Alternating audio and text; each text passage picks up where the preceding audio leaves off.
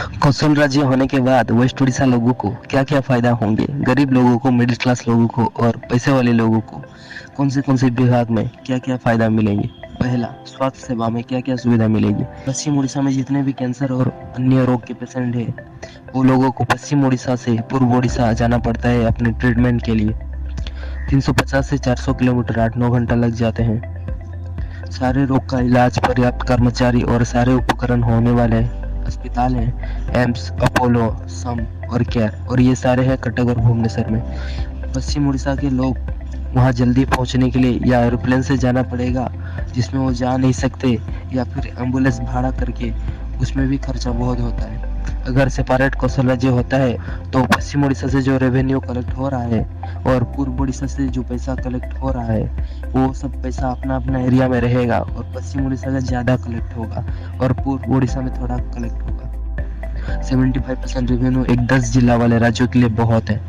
इसी पैसों से वेस्ट उड़ीसा में आराम से 2-3 बड़े बड़े हॉस्पिटल बन सकते हैं और जो पहले से अविकसित पड़े गवर्नमेंट अस्पताल को अच्छे उच्च कोटि के अस्पताल में परिणत कर सकते हैं और वही गवर्नमेंट अस्पताल से अच्छे उच्च कोटि की चिकित्सा मिल सकती है। Heart surgery, kidney surgery, liver, सिर का ऑपरेशन जैसे बड़े इलाज फ्री में गवर्नमेंट अस्पताल में होगा, जिससे गरीब लोग स्वास्थ्य का खर्चा की चिंता में नहीं रहेंगे और खुश रहेंगे। दूसरा, शिक्षा विभाग में क्या क्या सुविधा मिलेगी और उन्नति होगी? पश्चिम उड़ीसा के लोगों को साक्षर प्रतिशत है 60 से नीचे, उसका मतलब 40% लोग यहाँ अनपढ़ है। इसका 3 मेन रीजन है: सरकार का शिक्षा प्रणाली, स्कूल और कॉलेज की कमी और अकुशल शिक्षक शिक्षयित्री। जापान की शिक्षा प्रणाली में वो बच्चे को पहले 3 साल में उनका व्यक्तिगत विकास के ऊपर ध्यान देते हैं और लिखित से ज्यादा व्यवहारिक पे महत्वपूर्ण देते हैं। एक अच्छा शिक्षा प्रणाली में अनुभव को मार्क से ज्यादा तजुर्बा दिया जाता है। तो कौशल होने के बाद जो पश्चिम उड़ीसा में स्कूल की कमियां हैं वो दूर हो जाएगा। हर एक गांव में एक एक स्कूल बनेगी। तीसरा, एम्प्लॉयमेंट, रोजगार। अपने रेवेन्यू पैसे से हम अपने पश्चिम उड़ीसा में इजीली बहुत सारे नौकरी और चाकरी बना पाएंगे। इसके वजह से लोगों को दूसरे राज्यों में जाके काम करना नहीं पड़ेगा।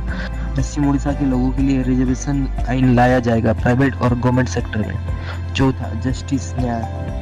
यहाँ जैसे ममता मेहर केस, परी केस और गोविंद कुमार केस, ये सब केस में राज्य सरकार के मेंबर्स की संपत्ति होने के कारण इस केस को राज्य सरकार के द्वारा दबा दिया गया। वेस्ट उड़ीसा में गरीब लोगों का पुलिस प्रशासन के आगे कोई वैल्यू नहीं है। वेस्ट उड़ीसा पुलिस के लिए 2 लोगों की बात सुनती है, एक नेता और एक अमीर आदमी। अगर कौशल राज्य बनेगा, नया नियम लाया जाएगा जिसमें गरीब लोगों को न्याय मिलेगी। अगर पुलिस एफआईआर रजिस्टर नहीं करता है तो एक गरीब आदमी सीधा सीएमओ को कंप्लेंट कर सकता है। विधानसभा होगा, हाईकोर्ट होने से किसी को कटक जाना नहीं पड़ेगा। इंफ्रास्ट्रक्चर बेहतर होगा, फ्री इलेक्ट्रिसिटी, पानी और चासी के लिए सब्सिडी, ऐसे बहुत सारी सुविधा मिलेगी और गांव-गांव कोना-कोना विकास होगा क्योंकि इस एरिया में सफिशिएंट पैसा है।